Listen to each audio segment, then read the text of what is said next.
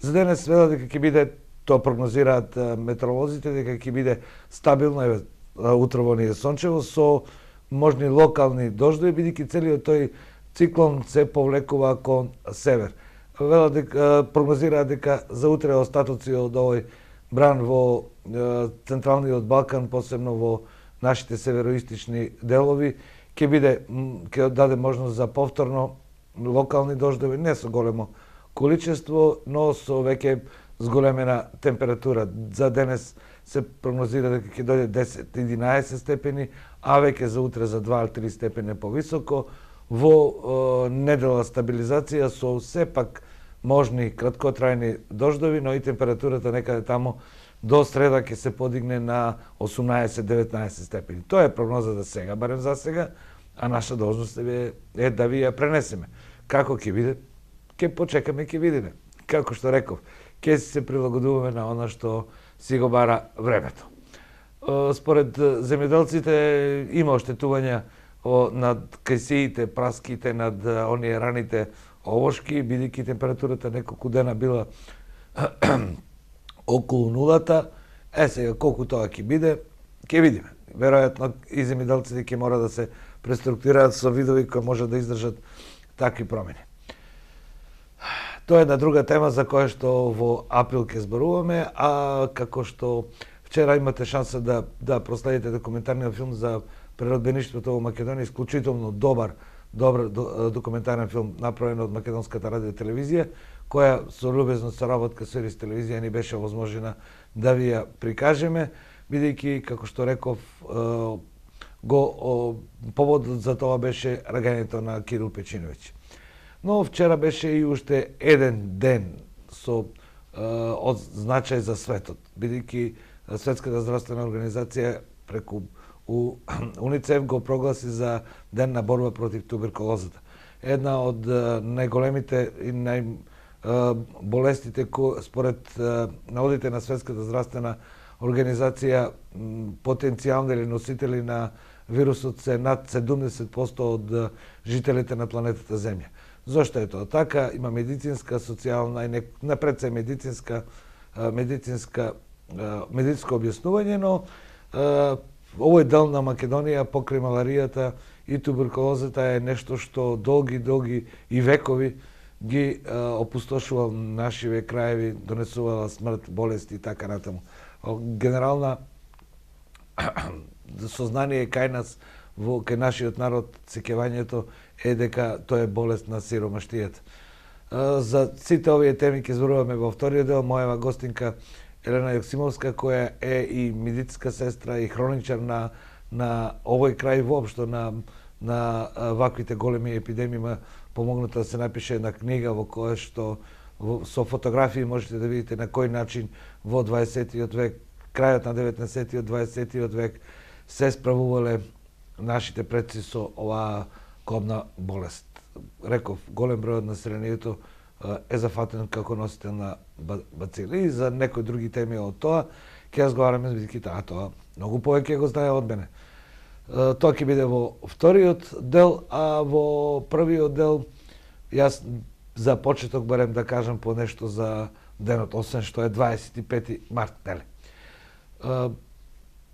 Според хрониката на светот, денешен роден е Евлија Челебија. Турски патеписец, 1809 е роден, почина 1881-72 години живеел.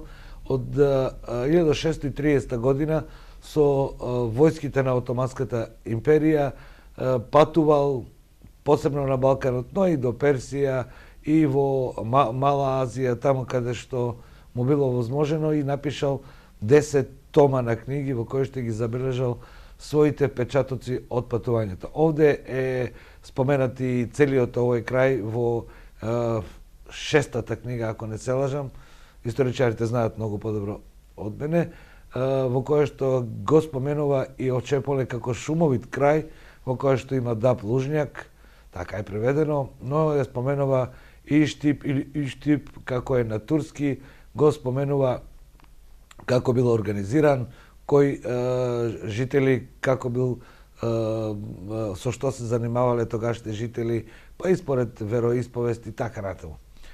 И тоа е исклучително важни информации за денешниот ден. Нема историја во која што не се земаат тие податоци, барем како социолошка, ако не строго историски податок.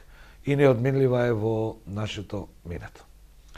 Во Дебар е роден Арсенije Јовков, еден од големите македонски не само револуционарни писатели, човекот кој го напишал првото сценарио за документарниот филм кој е сниман 22 година во Бугарија, Македонија. Бил редактор на вести, учествувал во Илинденското востание, подосна во превирањата на мигрантите, сега ги нарекуваме мигранти, тогаш луѓето кои под притисок на на балканските војни, првата светска војна и по Илинденското востание се оцелувале во Бугарија, некои во прекоморските земји. Убиене на 12 или на 14 септември 24 година од четите на Ванчо Михайлов. 1860 година во Атина на конкурсот за национална поема, Григор Прличе ја добил наградата Ловров венец, што е во денес би изгледало нешто како најголемата награда за поезија во Европа, може би повеќе. Нашите струшки вечери на поезијата го продолжува таа традиција. Ја добил наградата за неговата поема на грчки, тогаш наречена О Арматолос, бидејќи е и напишена на грчки. Еден од најголемите македонски културни дејци, поети, писатели, е напишал и автобиографијата. Тој е татко на Кирил Парличев, македонски револуционер, исто така писател, општествен работник, кој почива во неговиот гроб, почина 42 година. И неодменливи се делата на таквите крупни, големи луѓе. Веројатно за денешниот ден ќе има уште многу личности и настани за кои што би можело да се зборува, а јас ќе кажам само една друга работа. 71-та година излезе можеби најглорификуваниот албум на Ролинг Стоунси, а тоа е албумот може да се преведе како улични луѓето од улицата, отприлика. И тоа е првиот албум во кој што гитара свиреше Роберт Тейлор по смртта на Брајан Џонсон. Кога денес ќе споредуваш во колку примероци е продаден и колку влијание имаше врз светската рок-н-рол музика, веројатно заедно со наредникот Пиперка, Сержент Пеперс и Хард Клаб Бенд на Битлз, еден од култните или најголемите албуми во историјата на светот. На рок музиката, популарната музика од 20-тиот век. Има уште многу случаи и личности врзани за денешниот ден, ама ќе ги оставиме за да не одземеме време на моите колеги од дневната редакција и дневниот прв рапорт. Да го видиме утринскиот дневник.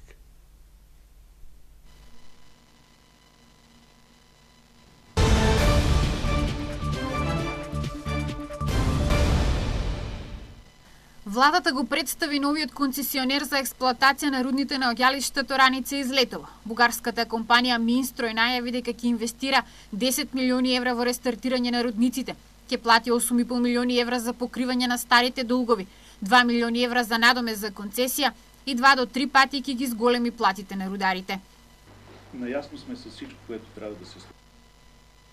Јасно знаеме што треба да се направи со рудниците, ќе имаме сите информации. Најголем капитал се луѓето. Токму поради нив се одлучивме да вложиме овде. Инаку во рудниците не е инвестирано со години, нема доволно машини. Ние планираме да вложиме 10 милиони евра за нивно рестартирање.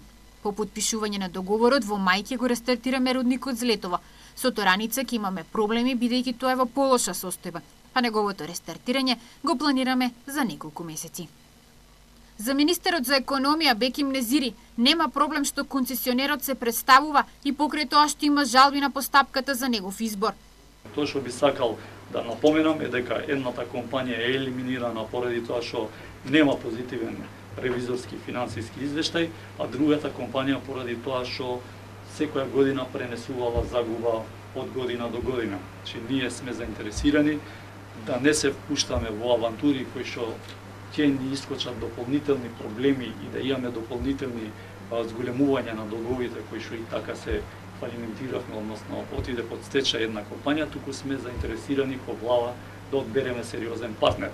Исто така, значи, на јавното надавање учествуваат 3 сериозни компании, од кои што едната компанија веќе долго години работи, значи, во рударството, се работи за компанијата Solvay, односно концесионери на Бучим, рудникот во Република Македонија.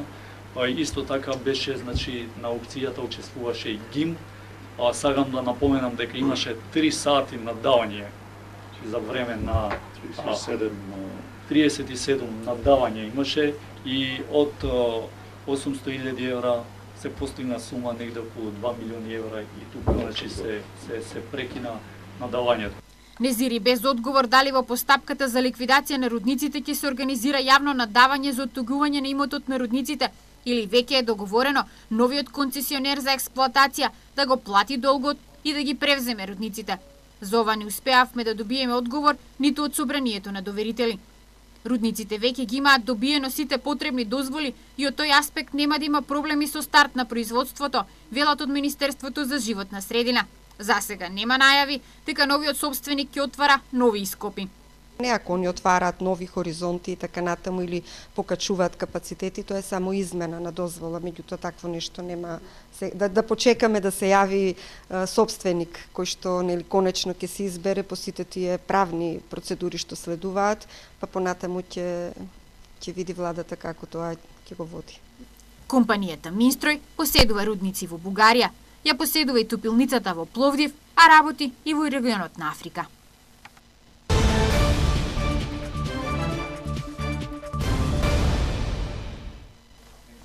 Експерти од Штипскиот универзитет ќе го мерат загадувањето на воздухот во Тетово и Скопје. Министерот за животна средина и просторно планирање Нурхан Изаири и ректорот на универзитетот Блажо Боев денеска го подпишаа договорот за финансирање на проектот.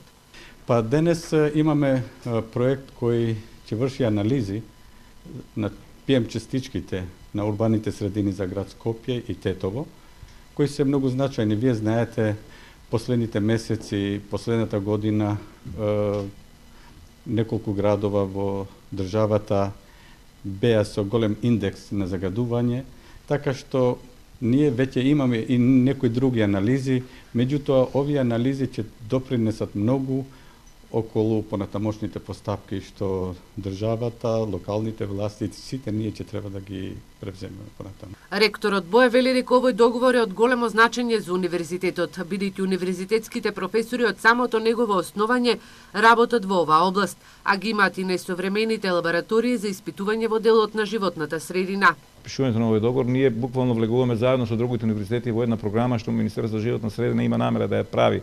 Во иднина тоа е поголемо вклучување на универзитетите и научни установи во она што значи животна средина и подобрување на животната средина за тоа да граѓаните имаат подобра и поквалитетна животна средина. Паралелно ќе се финансира и проектот за мониторирање и мапирање на бучавата во градските средини. Со реализирањето на овој проект што ќе трае една година ќе се утврди колкава е реалната изложеност на населението, а ќе се вршат анализи во текот на летото, кога нема карактеристични загадувања од грејењето и во текот на есента и зимата, кога населението користи грејење, со цел да се добијат репрезентативни резултати. Овие мерења ќе вклучат долготрајни мерења на големи групи од населението и ќе ни овозможат да видиме дали, што и најчесто е случај, постои голема разлика меѓу амбиенталните концентрации и концентрациите на кои што реално се изложени луѓето. Благодарение на нашите односи, значи не секогаш и на нашиот начин на живот не секогаш ги следиме концентрациите на цврсти честички и не мора, ако надвор е многу загадено, истото да се пренесе на населението. Ние сакаме повеќе со овој проект да му овозможиме на Министерството да може да донесува мерки во правец на непосредна заштита на населението во услови на зголемена загаденост. Ректорот на Универзитетот Гоце Делчев Боев најави дека како универзитет ќе работат и на проширување на сопствените контролни мерни станици за мерење на загаденоста на воздухот, односно вакви станици покрај во Штип ќе бидат поставени во Струмица и Кавадарци.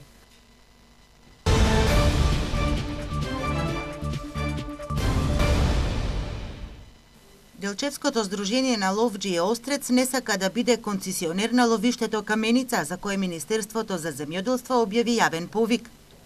Не сме заинтересирани за ова ловиште. Тешко можеме да го контролираме овој терен покрај нашите 5 ловишта, кои ги имаме земено под концесија. Овој терен повеќе е на страната на Македонска Каменица и граничи со Кочанско. Вели председателот на Делчевското ловно здружение Драган Христов. Дел од здруженијата бараат законски измени пред да конкурираат на распишаните огласи. Се подготвуваме за протести поради крајно нетранспарентниот начин на доделување на двете ловишта, Подлог и Бања во Кочанско. Нема конкурирање. Баравме измени на законот, а Министерството повторно објави јавен повик. Се прават злоупотреби, ловството се уназадува со електронското наддавање. Дециден е председателот на Кочанското ловџиско друштво Осогово, Дејан Данев. За ловиштето Каменица нема да конкурира ниту Виничкото ловно здружение Белкамен, додека ловџиите од Македонска Каменица подготвуваат документација за учество на јавното надавање. Ловното здружение САСА по втор пат конкурира за ова ловиште, кое лани не успеа да го добие. Дали ловното здружение САСА од Македонска Каменица годинава ќе конкурира за ловиштето Каменица на јавниот повик што го објави Министерството за земјоделство? Што очекувате токму на овој јавен повик? Да, најнапред ви благодарам за вклучувањето. Ловното здружение Македонска Каменица, САС од Македонска Каменица, секако дека ќе конкурира и годинава на повикот што го има објавено Министерството за земјоделие, шумарство и водостопанство. И се надеваме дека ловното здружение ќе го земе под концесија ловиштето Каменица, кое што е за крупен дивеч и во рок на трајање од 20 години. Рековте дека ова втор пат ќе конкурирате за ова ловиште, лани колкава цена понудивте за да го добиете и зошто не го добивте? Почетната цена за ова ловиште лани беше 1.400.000 денари. Нашата последна цена беше негде околу 9.010.000 денари. Ние мислисме дека ќе го земеме, спремни бевме и на тие средства да ги уплатиме, но нешто излезе некој проблем, не ни беше јасно, не ни беше писмено известено од Министерството за земјоделие, но сепак мислам дека беше некоја грешка во некоја документација тендерска. Штипските ловџи изгубија едно ловиште, Беровското Дабовец остана со едно. Кочанското лани изгуби 2 ловишта. Ловџиите не знаат ништо за новиот концесионер од Скопје, а ловиштата не функционираат. Пехчевското ловечко здружение Буковик 2 поради неисполнување на обврските побара од Министерството да ја поништи концесијата на словенечката фирма што ги зема под концесија ловиштата Сараево и Чифлик. Од земање на концесијата на ловиштето Огражден бараат и беровските ловџи.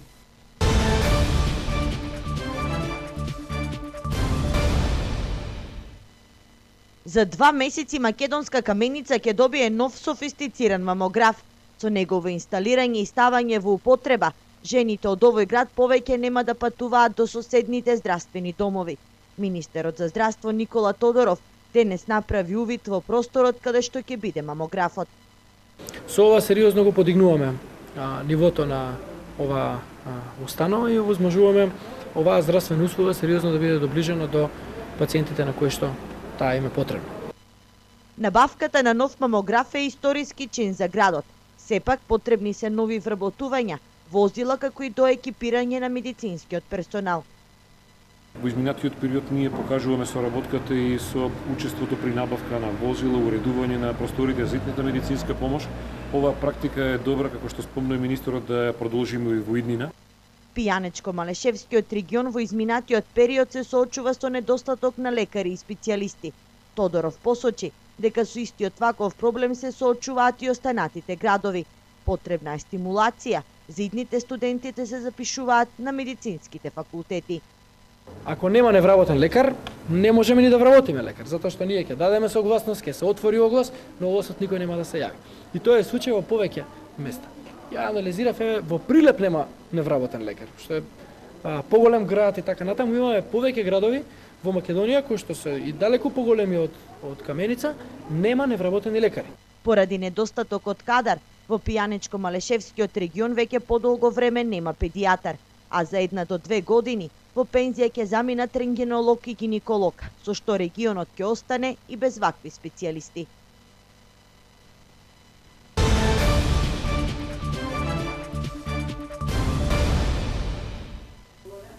Универзитетот Гоце Делчев Штип од денеска почна со одбележување на 9 години УГД.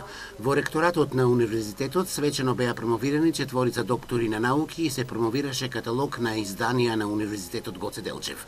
Стојан Чемијалковски, Тодор Чекеровски и Афродита Зенделска се новите доктори на науки на Факултетот за природно-технички науки, а Доне Стојанов од Факултетот за информатика на Универзитетот Гоце Делчев Штип.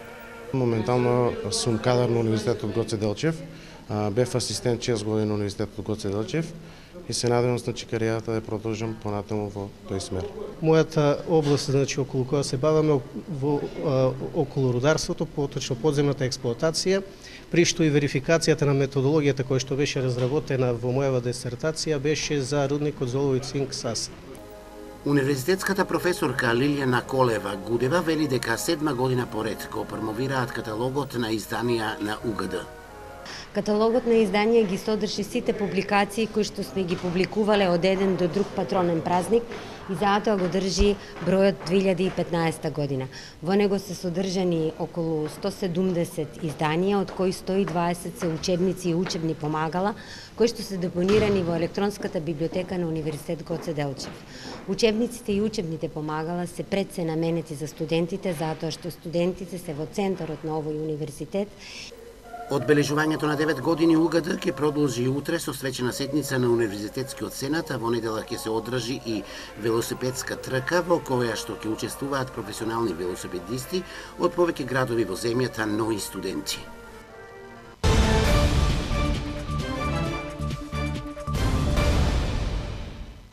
Во градот Суботица, Република Србија, се одржа 70-тиот поред меѓународен турнир NP Карате Куп 2016, на кој настапија преку 1700 надпреварувачи од 17 земји. Меѓу нив беа и 6 штипјани, членови на карате клубот Партизан, кои освоија 2 втори и 1 трето место. 2 сребрени медали освои Ристи Гиев, првата во дисциплината кати, а втората сребрена медалја во борби во категорија минус 60 кг во конкуренција на сениори. Трето место и бронзен медал освои Панча Захариев во категорија плюс 40 кг. Милан Димитровски во конкуренција на сениори минус 75 кг. Стигна до 2 победи, во третата се повреди и не ги продолжи надпреварите. Петто место освои Леонид Трајко во категорија минус 60 кг и јуниори, нанижа 4 победи, а во петтата борба загуби со судиско надгласување 3:2. Петто место освои пионерската екипа на Партизан во состав Павел Симонов, Љупчо Ценовски и Панче Захариев, кој во полуфиналето загуби од домакинот екипата на карате клубот NP Суботица.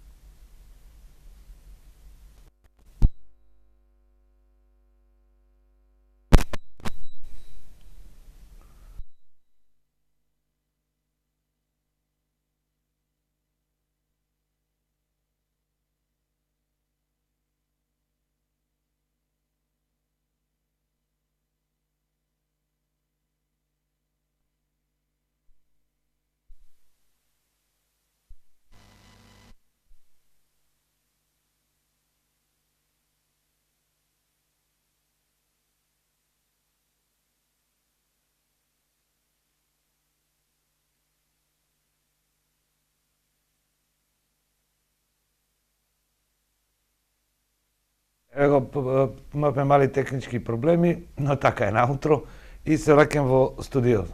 Како што најавив, ја очекувам Елена Јаксимовска да зборуваме за темата која што ја најавив на почетокот и секој момент очекувам да дојде во студиото на телевизија Ирис.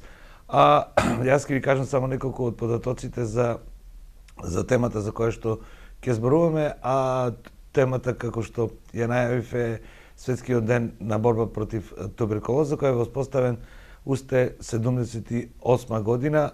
Она што го прочитав како анализа зошто болеста денес се враќа во светот, во неја интересна работа, а ова е дел од анализата на Светската здравствена организација, вели дека болеста на сиромаштијата, болеста на движењето на населението, на пренесување на вирусите и така натаму, се она што медицинарите многу побава ќе го објаснат, има едно социолошко објаснување кое што вели дека денес кон појавата на оваа болест се приклучуваат и модерните болести како стрес, социјална несигурност, лоша храна.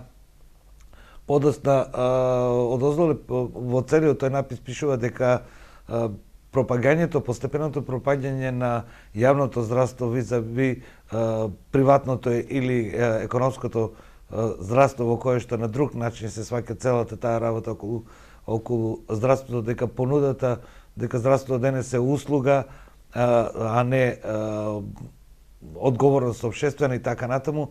Сето тоа според нив доведува до враќање на некои од поголемите болести. Но, впрочем, за сето тоа ќе зборуваме со мојава гостинка. Следува ЕПП, па продолжуваме со темата.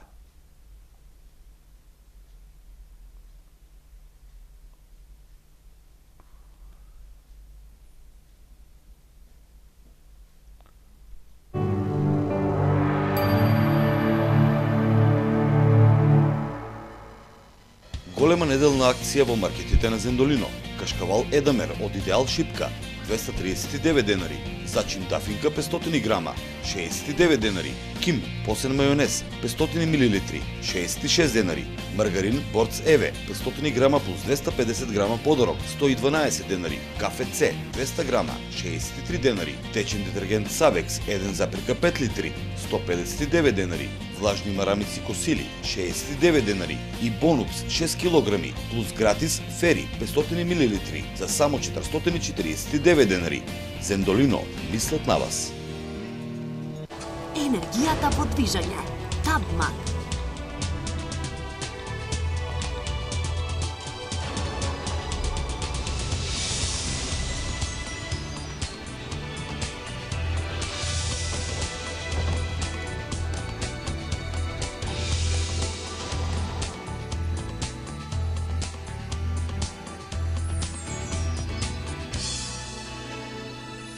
Табмак акумулатори.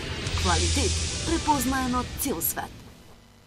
Туристичката агенција Црво Експрес за великденските празнувања со ексклузивна понуда од 29 април до 2 мај. Патување во Будимпешта и Виена по цена од 4.440 денари. Од 1 до 4 мај бидете дел од уникатното празнување на Великден на островот Крв, а на враќање посета на метеори. Сето тоа и многу повеќе за 5.900 денари. Црво Експрес ви нуди 6-дневно патување во Златната Прага, Дрезден или попознатата Фиренца на Елба и ненадминливата Виена. Ноќевања и незаборавни доживувања за само 1.700 денари. Патувајте со насмевка и стил. Црво Експрес. Салон за мебел Дафина. Традиција и стил. Мебел за сите вкусови со врвен квалитет и пристапни цени. Салонот Дафина нуди најповолни услови за плаќање, на одложено и со сите видови платежни картички. Мебел Дафина за модерен стил на живење. Повелете и уверете се во она што го нудиме. И одберете мебел за секој дел од вашиот дом.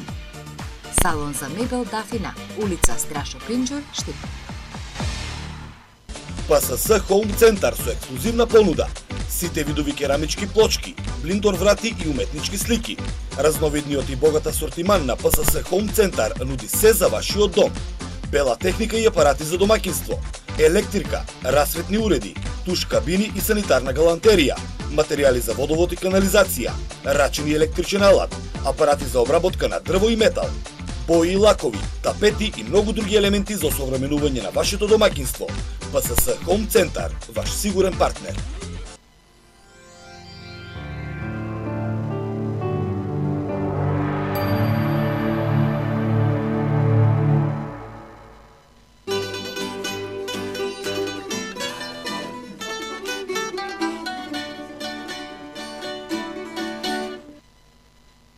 И на почеток веднаш да кажам дека оваа емисија ја посветуваме односно за ликот и делото на Аристо Донев, учителот.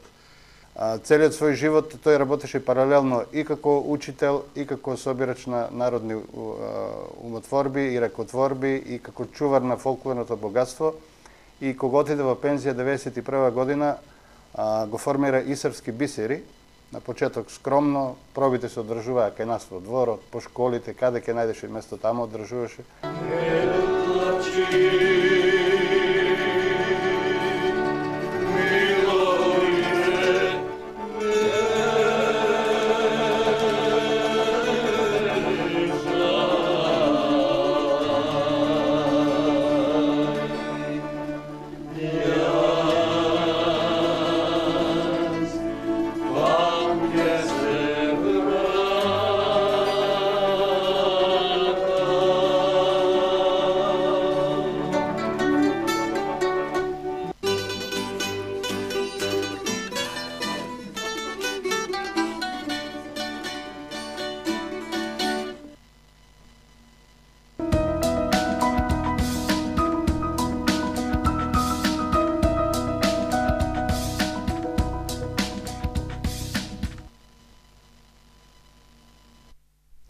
И мојата гостинка е и темата на денот.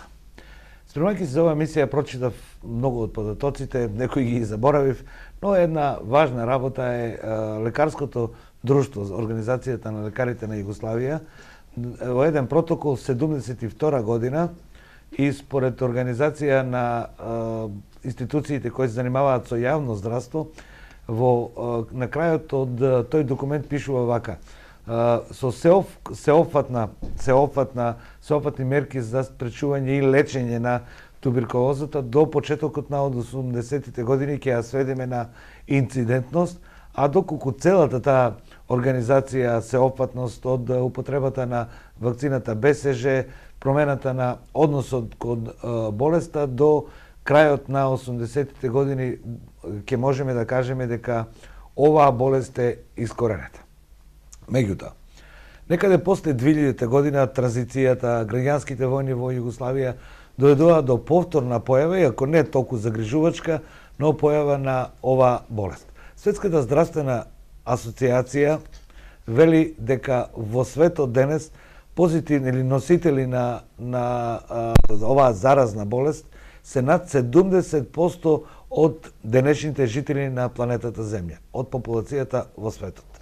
Африканските земји, интересно е, ние мислиме дека тоа е дека тоа е болест на влагата и на студенилото, азијските земји и ден денес се голем проблем околу тоа што заразено и има голем број од населението. И што е најинтересно, развиените земји за кои што се смета дека големите епидемии се минато од бубонската чума па до маларичните епидемии, епидемијата на туберкулоза се одминати заедно со војната и промената на социолошките основи. Но, ви го прочитав, ви кажав само дел од вчерашното писмо или вчерашните заклучоци на денот на борба против туберкулозата. Се враќаат ли во светот големите епидемии, но како што сите болести на светот знаат, да прават со многу посериозни основи и многу потешко лечени. Бидејќи како што светот мутира, така мутираат и или се развиваат и неговите болести. Еве го разговорот јас и господја Елена Јоксимовска околу сето ова што ни се случува. Јас имам само едно прашање, бидејќи вие прво добро утро во моја емисија. Имам едно прашање од овој заклучок на Друштвото на лекари на Југославија, кој еден протокол, така се нарекува документот, во кој што се наложува на здравствените институции како да постапат, што да имат во резерва, масовното вакцинирање со БСЖ на децата и на постарите, и велат дека до крајот на 80-тите инцидентно можеме да имаме туберкулоза, а до крајот на векот таа ќе биде потполно искоренета. Но, 2015 година писмото на Светската здравствена асоциација го негира тоа. Каде застана таа цела процедура? Па многу работи се променија од тогаш. Така. И се менува и сликата за туберкулозата. Инаку, поранешна Југославија имаше многу голем проблем затоа што со присуството на разни војски овде имало и екзотични заболувања и многу туберкулоза, кога се формирало и уште кралството Југославија и тоа имало проблеми, потоа Втора светска војна, значи туберкулозата била овде, така да кажам, од домакинета и на многу убав простор кај што таа царува. Ама кампањата против неа беше многу голема и ако продолжеше со тоа темпо и така како што беше предвидено според програмите, значи туберкулозата навистина ќе беше искоренета. Но сепак, ако ништо друго, барем ја ставија под некаква контрола, затоа што историјата зборува дека цели семејства, особено младите луѓе, си оделе од овој свет. Родителите останувале најчесто тажни без децата. Сите им ги земала туберкулозата. Со неа нема шега. А јас мислам дека ние во последно време малку се шегуваме со неа. Уште кога кај матичниот лекар треба да оди туберкулозниот, тој не знае дека е туберкулозен, има проблеми со здравието и оди во амбуланта кај матичен лекар, тој да го диагностицира. Диагностиката е малку потешка поради тоа што веќе антитуберкулозните диспансери не постојат, нема патронажна служба. Значи, едно време медицинските работници одеа да ги барат болните од туберкулоза. Значи, знаеа дека таа е заразно заболување и се шири. Значи, да ги пронајдат и на време да се реагира, за да може тој човек нормално да живее и да не ја пренесе болеста на други. Денеска, за жал, пациентот е оставен сам да бара од што е болен, како е да шета по ординации, амбуланти и лаборатории. За кога се открие болеста, дури и не знаеш колку луѓе би можеле да... Не секој ќе добие. Зависи од имунолошкиот систем. Меѓутоа, не можеш да знаеш кои се тие со слабиот имунолошки и колку луѓе можат да ја добијат. Значи, моментално во Македонија ние имаме само институт за белодробни болести и туберкулоза. И сите таму завршуваат. Во Штип немаме веќе одделение, затворено е, немаме веќе специјалисти по фтиза и специјализацијата е укината. Веројатно, не по грешка, туку постапувајќи според програмата, според предвидувањето, дека таа до крајот на векот треба да се замине од овде како многу други болести. Меѓутоа, велат непријателот секојаш во заседа те чека и таа може би не расте рапидно, ама проблемот е што расте. Макар и со мали чекори, ама таа расте. Факт е тоа. Ево овој податок од Светската здравствена организација кај што вели 70% од населението на планетава Земја има носител на тој вирус и е можно да биде не само преносител, туку да биде заболен. Тоа е огромна бројка. Тоа се ако е 5 милиарди луѓе. Особено што туберкулозата е еден малку поширок поим. Ние кога кажеме туберкулоза, одма мислиме на белите дробови. Меѓутоа туберкулоза постои и на мозокот, што викаме ние менингитис на мозочните обвивки, и на коските, и на бубрезите. Туберкулоза е возможно, значи поширок поим. Сега зависи за која туберкулоза, веројатно глобално кажува. На една бројка која се однесува на сите туберкулози. И туберкулозата во Штипи не се вика туберкулоза. И јас знам дека старите ја викаа офтика. Офтика, да. Ама има она и повеќе имиња. Да речеме, на лимфните жлезди туберкулозата се вика сараджа или скрофулоза, како ја викале едно време. Па имаме, во Струмичкиот дел имаме едно село Сушица се вика, затоа што позната е и како Сушица, името на болест. На Балкан воопшто е позната како Сушица. Да, ма у Штип е офтика. Офтика, да. И ние малку да, офтики лав вика е овај, нели, ние штипјани викаме. Значи има повеќе имиња и повеќе видови.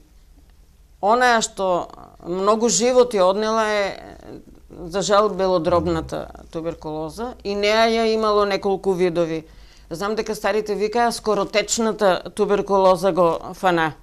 Значи таа која многу брзо, милиарната туберкулоза, со која многу брзо активна туберкулоза и пациентот многу тешко може да се спаси, ама и многу е страотно да бидеш присутен на една таква смрт. Мислам дека е многу страшно. Затоа што просто шика крв. Каверните, нели, почнува да крвари и тоа е многу страшно. И од таа болест, поради можеби сиромаштвото, можеби имунолошкио, можеби нездравото живење, многу светски имиња познати во книжевноста си заминале млади, предвремено и можеби во екот на креативноста. Па јас да почнем уште од фараоните, Тутанкамон. Се претпоставува дека од туберкулоза. Не докажано е, меѓу фараоните во последно време тоа веќе сигурно дека биле болни од туберкулоза, меѓутоа таму спаѓа и Тутанкамон. Ама од светските имиња, Чехов, Достоевски, Горки, Шилер, Шопен, Ками, Кафка, една плејада на личности кои трите сестри Бронте. Да, од овие реалистите југословенски, прво ќе го кажам Njegos, па реалистите. Значи тука спаѓа Глишич, па спаѓа Бранко Радичевиќ, па Воислав Илич, па Лаза Лазаревиќ. Да не зборуваме па сега за нашите простори. Овде масовно умирале. Дури не може ни да се каже бројката. Јас мислам дека никој никогаш нема да ја знае бројката колку млади луѓе во Штип, еве за наши простори, колку млади луѓе починале од офтик. Така. Еден од познатите е и Тодор Лазаров, кој 13-та година починал од офтика. Да, 12. Тодор Лазаров е едно елитно име на штипското образование и на штипското револуционерно движење, затоа што учителите во тоа време биле носители на напредните идеи и на идејата за ослободување на Македонија. Значи, он бил еден од тие важни личности на Гоце Делчев. Ние ги славиме, да речеме, како да кажам, некои имиња кои можеби се помели у однос за Штип, сега кажувам. И воопшто во Македонија, Тодор е меѓу најголемите. И Тодор Лазаров е еден од тие, ама и многу со него. Многу. Револуционерите, сите кои биле затварани по затвори, секаде во влага, во лоши услови, отприлика сите од туберкулоза изумреле. Јас се сеќавам, старите што зборуваа, секогаш се навраќам на тоа што кажуваат и тоа е жива историја. Они кажуваат дека се случувало во семејства по 5-6 деца, како на Јован Јовановиќ Змај, 5 деца му се умрени и сопругата. Иако тој е доктор, лекар. Да, лекар, ама немало лекови за туберкулозата. И што е најтрагично, се сметала за фамилијарна, семејна болест. Значи, ако еден заболи, по семејство им е тоа. Не се одело на тоа дека се пренесува од човек на човек. Вика, на многу мајки во Штип, по 5-6 керки, синови, сите им. Вика, имаше едно време, Штип беше завиткан во црни шамии и мајките го продаваа чеизот на своите керки, кои требале да се мажат нормално, за да преживеат. Тоа било едно многу трагично време од офтиката.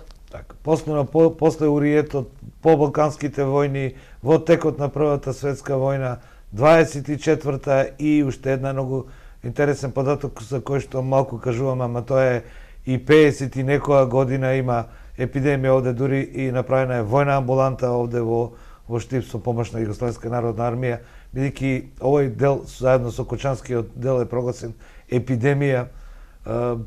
Тоа е историјата на овој, како што рековте вие, тоа е болест која со милениум ги косела граѓаните во жителите на светот. И овде имаме едно мало ЕПП, според тоа што режијата ми јавуваат, па подосна ќе зборуваме за тоа. Бидејќи и денот вчерашниот ден беше откривањето на Роберт Кох на бацилот на туберкулозата. Затоа и прогласен за меѓународен ден на борба против туберкулоза. Так. Режија, да видиме ЕПП, па ќе се вратиме.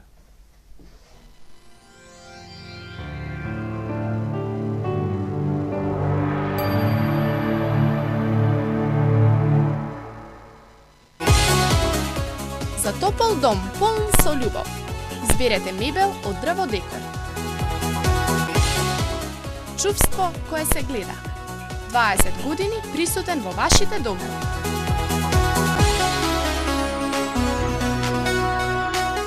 Дрво Декор Караармак.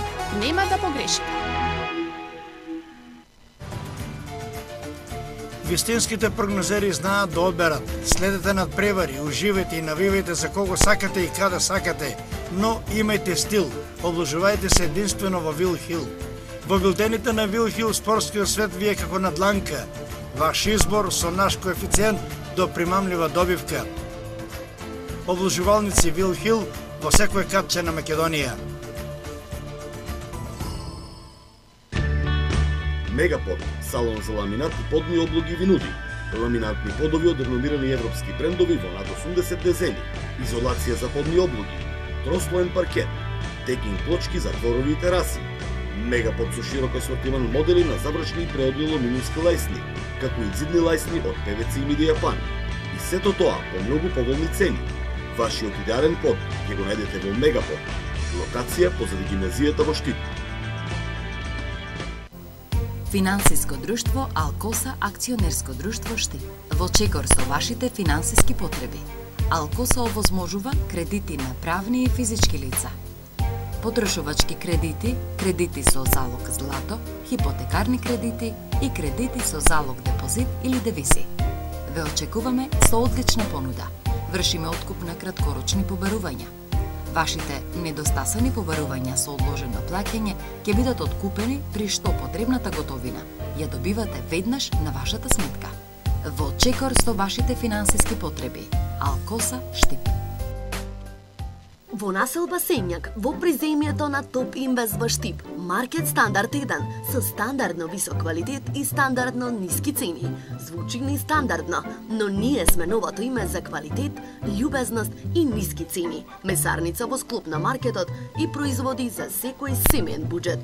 Со сметка над 500 денари, подарок леп од сопствената фурна на Маркет Стандард. За граѓаните од Пребек и Железничка, Маркет Стандард 2. Во кругот на поранешена стиба, мала прошетка без автомобил или такси, а за нашите вработени, улеснување на семејниот буџет со одложено плаќање до 3 месеци. Маркет Стандард.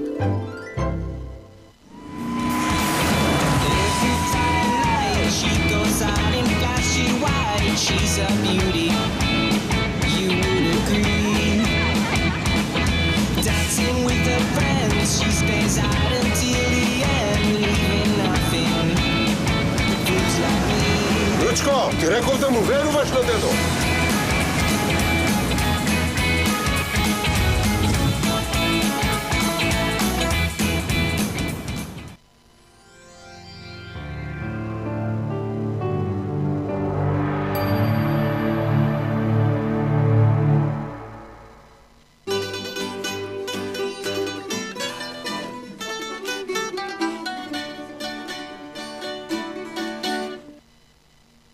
И на почеток веднаш да кажам дека оваа емисија ја посветуваме на односно за ликот и делото на Аристо Донев, учителот. Целиот свој живот тој работеше паралелно и како учител, и како собирач на народни умотворби и рекотворби, и како чувар на фолклорното богатство. И кога отиде во пензија 91 година, го формира и српски бисери. На почеток скромно, пробите се одржуваа кај нас во дворот, по школите, каде ќе најдеш место таму одржуваше.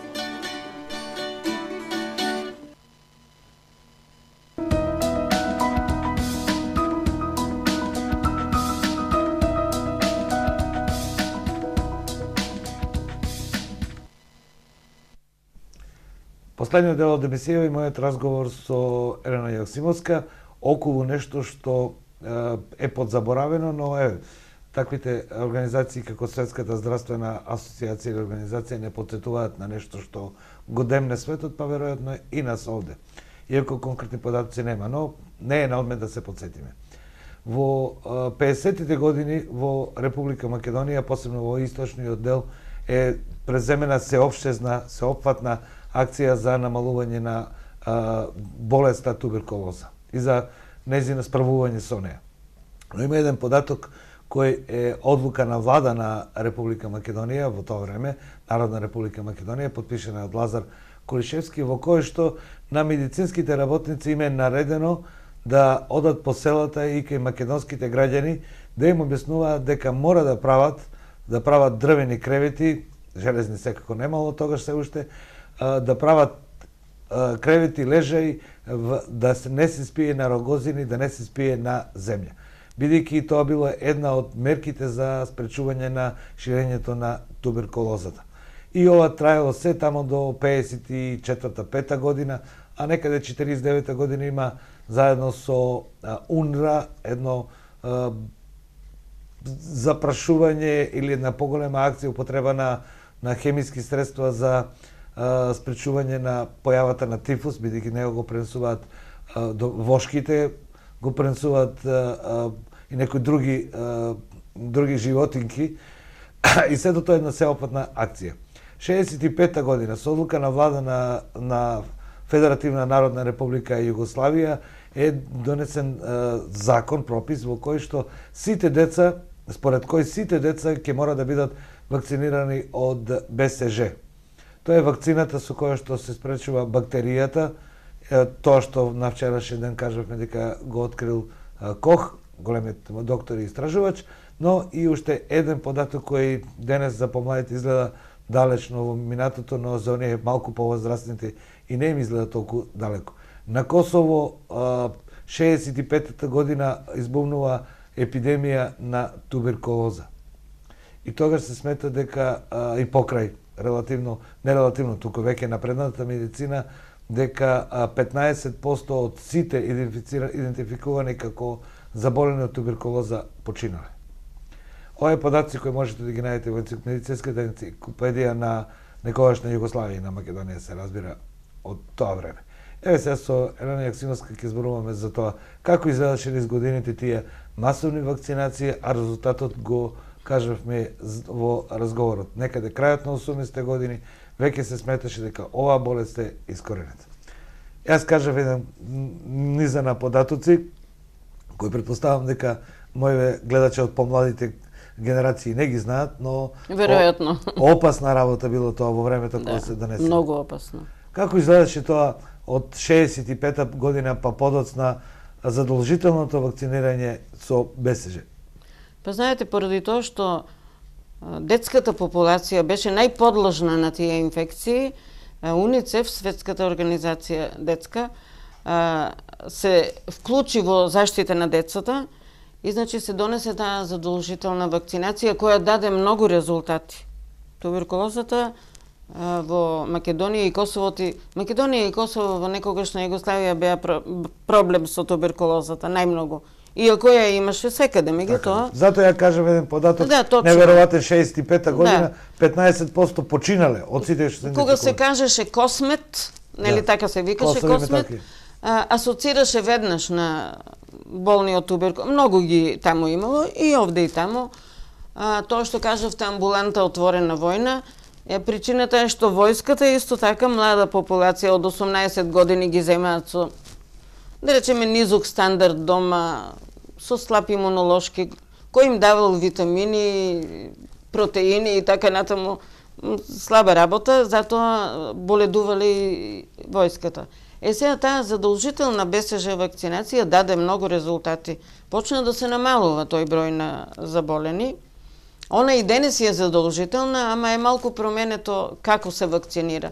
Тогаш уште кога се родеше, вториот ден во болницата или на исписот задолжително беше да биде вакцинирано детето. Значи дома доаѓаше и само во исклучителни случаи, ако е нешто многу болно, дополнително да се вакцинира. Исто така во училиштата се правеа тие манту проби. Мислам дека се уште се прават, ама не можам да потврдам. Мислам дека се прават пробите.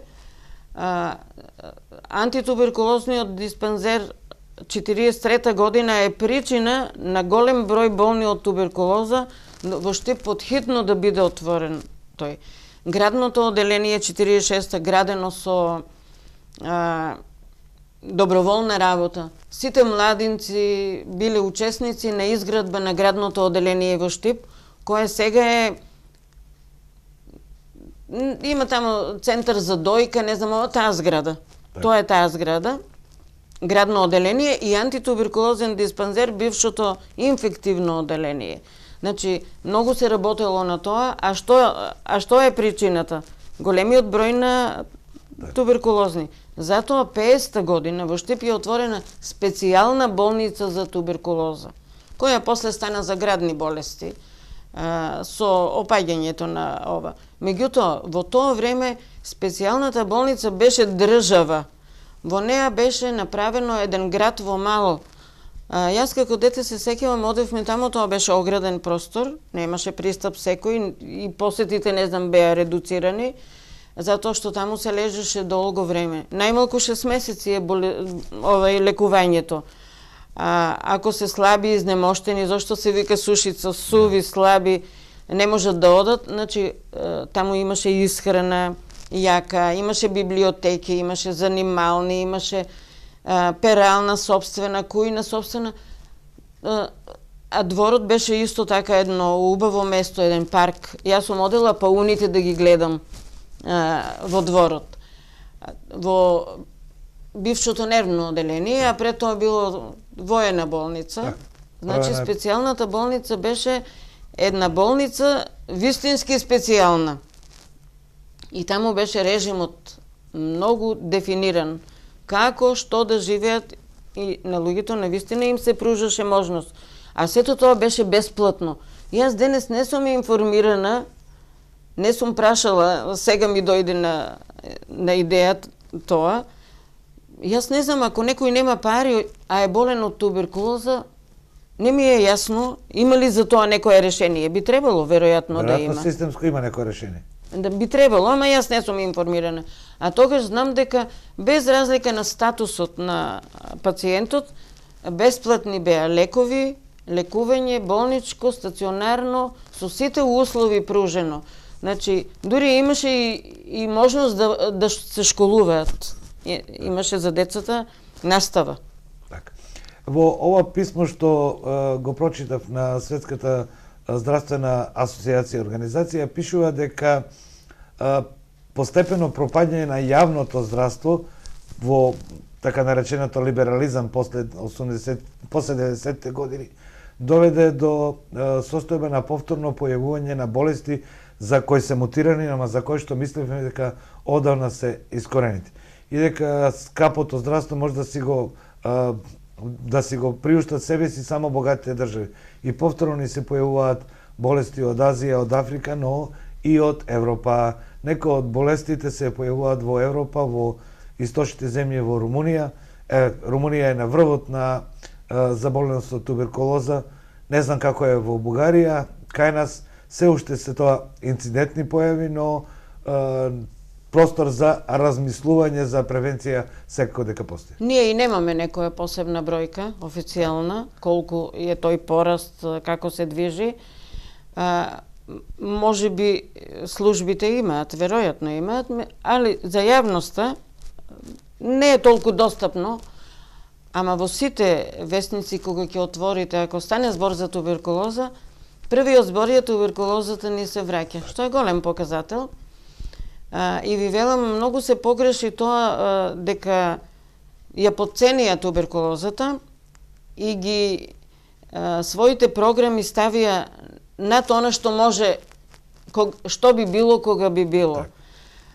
Мислам дека да се врати во интернистичка дејност туберкулозата, која пред тоа била. Па се покажало дека треба специјалист за туберкулоза и за градни болести, па таа специјализација, да речеме, веќе не постои со самото тоа ние веќе навлегуваме во еден период кај што рискираме и затварањето на одделенијата. Специјалната болница беше трансформирана со интеграцијата на здравството во Штип 65 година, беше трансформирана малку подоцна, не веднаш, 67 мислам дека, меѓутоа беше трансформирана во одделение и тоа не за туберкулоза, туку за градни болести, па лежеа сите заедно. Па едно време беше и нервно одделение во истиот круг, така да некако малку не се гледаше сериозно на болеста туберкулоза. Може би од причини што има лекови и брзо делува. Во последно време се покажува дека бацилот мутира и дека станува резистентен на постоечките антибиотици, рифадинот, стрептомицинот, кои беа број 1 цело време, и станува малку проблематично лекувањето на туберкулозата, баш поради тие нови моменти во лекувањето. А јас сега сакам да не пропуштам еден момент, додека разговараме, да кажам дека антитуберкулозната служба во Македонија ја има формирано Штипјанка. Тоа е нашата прва медицинска сестра Славјанка Влахчева, која 27 година во Скопје, префрлена од Штип во Скопје, специјално како особа на која многу и се верувало во стручноста, во одговорноста, во способностите, затоа што тука се покажала многу добар организатор и борец против маларијата. Била префрлена во Скопје со Мирон Малојчич од Загреб, лекар специјалист за туберкулоза, е направен првиот антитуберкулозен диспансер, кај што таа е главниот организатор на таа служба во Лешок, во сите овие места кај што биле за обично во природа ги носеле во Велес, мислам уште има тамо во Велешко. Јасеново ли, не знам сега да во моментот не можам да се сетам. Меѓутоа, таа ја расширила таа антитуберкулозна служба и самата заболела и станала инвалид поради тоа што пружајќи им на болните помош и таа се разболела. Една од И Коста Рацин да не го пропуштам. Ако ја земете неговата поезија да погледнете за китките розови и за тутуните, многу ќе научите за туберкулозата. Ние, прво јас ви благодарам што одвоивте време наутро да зборуваме за нешто што претпоставам дека мал број од медиумите го направија, но не е на одмет да се подсетиме и да го проследиме мислењето на стручните служби. Јас секој сакам Да, јас од историја зборував, не од аспект на стручност. Во секој случај е многу корисно, а стручните служби си го кажа вчера во писмото до светската јавност, во кое што апелираат до државите, во кое што ќе се појави да преземат обсежни мерки, бидејќи подоцна тоа е многу потешко и како што денес како вредност систем ние напишано е многу поскапо е, а секогаш тоа скапо не мора да биде во пари, туку во човечки животи, човечки судбини и така натаму. Па да ви кажам една порака до Никола Тодоров, нашиот министер, не треба да гледа на работите така како што гледа од економска, затоа што ако денес заштедиш, утре може би дупло ќе платиш. Не може да се затвора една служба ако да речеме нема во моментот толку многу болести. Значи ако нема пожари во Штип, да ја затвориме пожарната. Службата мора да постои, мора да биде спремна во секое време. Не дај Боже, ако нешто се случи, ние не знаеме што може да се случи и како може да избувне една епидемија, мораме да бидеме како држава спремни за тоа. Така. Впрочем, и ние сме член на таква асоциација, имаме должност према тоа. Такви болести не се ограничуваат на мали простори, тие букнуваат и во денешно совреме зафаќаат цели континенти. Јас ви благодарам уште еднаш што бевте гости. И јас ви благодарам. Поштовани гледачи, ова беше мојот разговор со господината Елена Јоксимовска. Се надевам дека и поводот беше навистина важен, но и разговорот кој го водевме овде не само како пренесување на податоци, туку како приклучување на апелот од оние кои за тоа имат должност тоа да го прават, да не се уништуваат системите кои можат во еден момент да ни бидат насушно потребни. Овде завршуваме, а за идната недела ќе позборуваме за нешто друго, а тоа е невладините организации кај нас.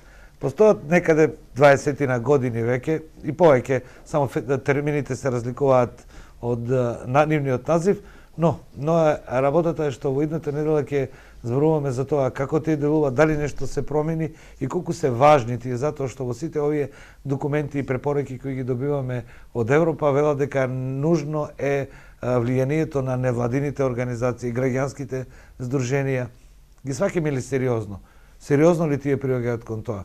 Каде е аномалијата? Веројатно нема да одговориме на сите овие прашања, ама наша работа е овде да ја почнеме дилемата и дискусијата, дебатата. Тама каде што има разговор меѓу луѓето, ќе се најде и нека облик на решение. Тама каде што се премолчува, решението доаѓа како проблемама подосна и мултиплициран или зголемен за толку колку што е немарноста на оние кои требале тоа да го направат. Тоа беше и темата на денешнава емисија. Се гледаме понеделник во 8 часот. Довидување.